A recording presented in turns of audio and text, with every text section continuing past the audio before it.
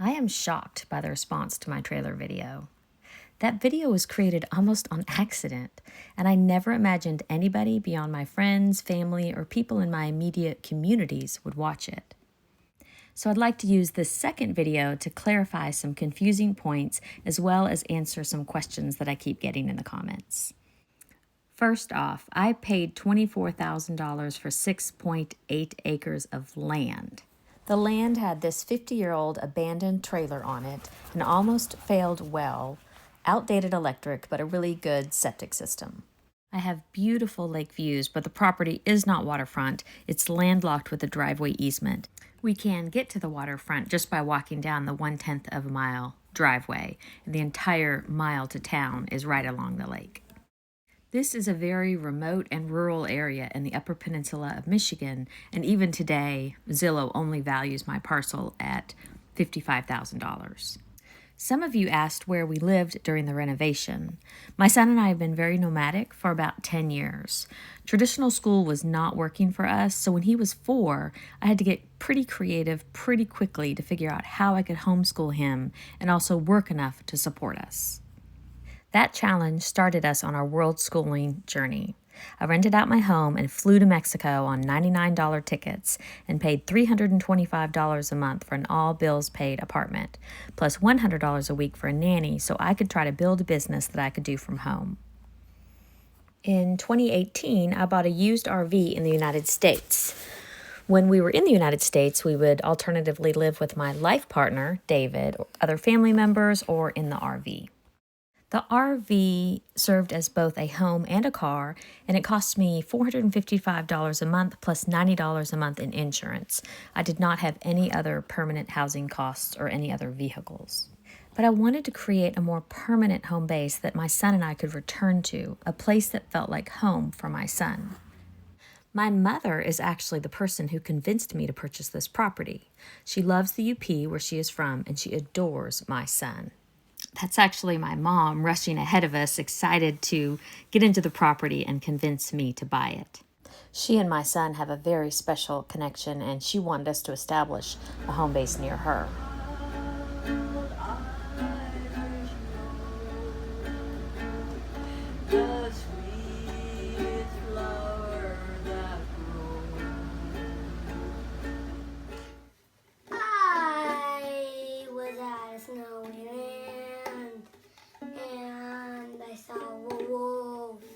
There were some very delicate family politics here, but let's just say I was very skeptical of the original offer, which was $40,000. I refused, but finally agreed to take over an existing loan that had been borrowed against the property for about $24,000 in exchange for full ownership. I just had to start paying the existing note of $230 a month, but I did pay that attorney to make sure title was legally transferred to me and that there were no undisclosed liens against the property. My son Arthur was 5 years old when I made the purchase, and I was so grateful to finally have this home base where he could spend time with my mom when we weren't world schooling. We were able to pull my RV right up onto the land. But we cleaned out that back bedroom and we did move right into the trailer. We had been tent campers, so not having electric or water was fine.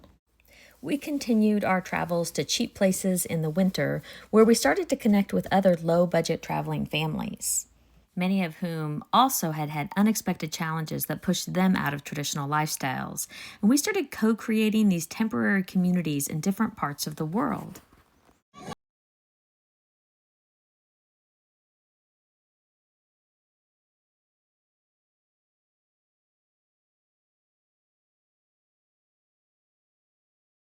Together, we started to dream of a more permanent, interdependent community in some cheap location with families that shared our values. But our temporary communities were often challenged by minor conflicts and family differences that were hard to bridge, but we kept trying. La, la, la, la, la, Unfortunately, that dream came crashing down for us when my mother's health took an unexpected and rapid decline. My mom suddenly needed round-the-clock care, and my siblings and I had to move quickly to figure things out. In 2020, I put my mother and my father in my RV with my son and my dog, and I drove everyone from Texas to my father's ancestral homestead in the Upper Peninsula of Michigan. I needed to take care of my mom, but my old trailer was about 20 minutes away, so I ended up moving into another abandoned property next door to my family's homestead. This was the land that my great-great-grandparents had carved out of the forest in the mid-1800s.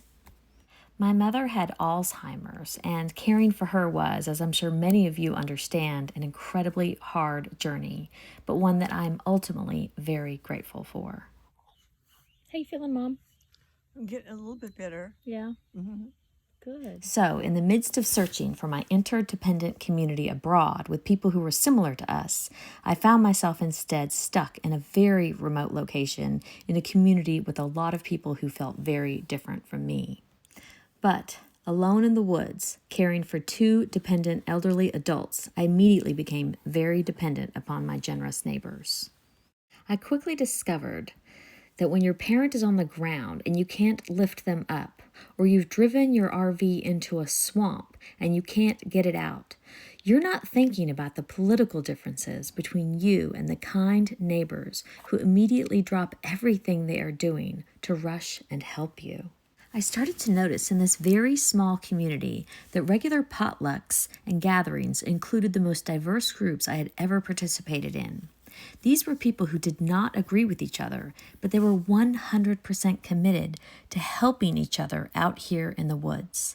These people knew that they truly needed each other. I realized I had a lot to learn about interdependence and community. I realized in our temporary communities, we always had the luxury of leaving when there was too much difference. We never learned how to stay together when it was hard, like these people out in the woods did. The thing I had been traveling the world for was here the whole time.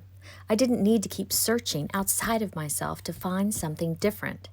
I needed to be different. I needed to learn how to live interdependently with difference, to learn self-reliance and how to offer help and ask for help. I needed to learn what it was like to really need each other. When we realize we desperately need each other, we get along better. So, in this beautiful, interdependent, and self-reliant community, we took care of my mother with the help of my elder whispering cousin and our neighbors, singing hallelujah to her until she passed.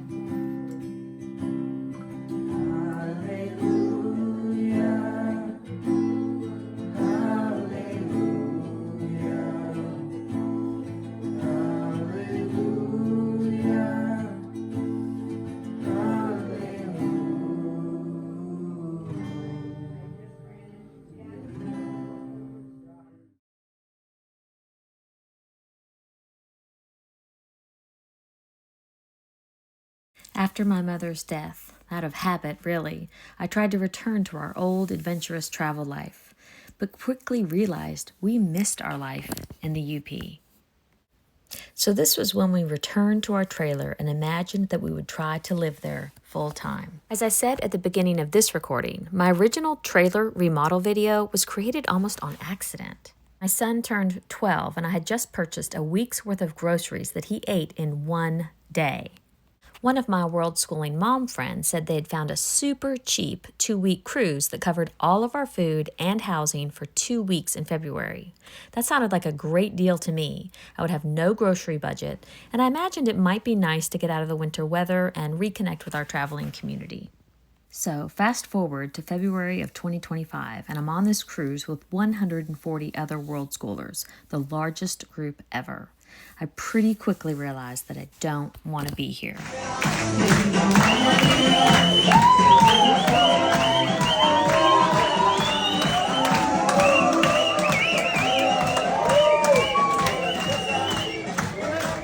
Everything was so upscale and expensive, and I was feeling increasingly out of place. Let's see if we can find our room. Oh, wait. Yeah. There it is, the one with the laundry. I realize I miss my simple life at my little trailer. Influenza breaks out on our cruise ship, my son gets super sick, and we're quarantined to our room. I'm scrolling on the World Schooling Facebook group and see a post where one mom asked what everybody's monthly rent or mortgage payment was around the world. People were sort of bragging about how cheaply they were living in different places. I posted a picture from my land and said I only pay $60 a month in the USA. I was shocked to realize I had the lowest number from Uruguay to Panama to Southeast Asia around the globe. So I started to wonder, how much did I spend to get to this point? So there I was, stuck on a cruise ship I didn't want to be on, caring for my poor sleeping son, not able to leave our room, and looking at pictures of my trailer. I started to go through all of my old emails and text messages to reconstruct the story.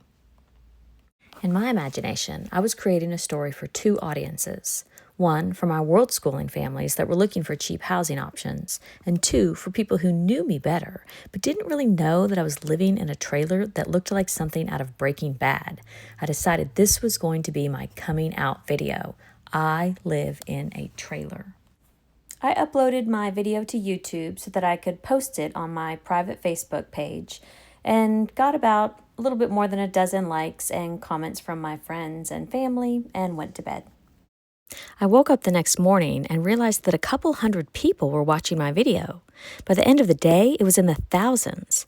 I was profoundly confused. I didn't understand, but it was so wonderful to see that my little coming out video was being widely received with so much encouragement and kindness. I sent it to my siblings who live in more luxury homes and who sometimes tease me about my trailer. My son thought it was hilarious that people were watching a video that I made on YouTube. When somebody stole my video and reposted it on TikTok, he was sure we were going to be famous. You wanna go for a walk? You wanna go for a walk? Is that a yes? You wanna go for a walk? But I did not upload that video about my trailer in hopes of becoming a YouTuber.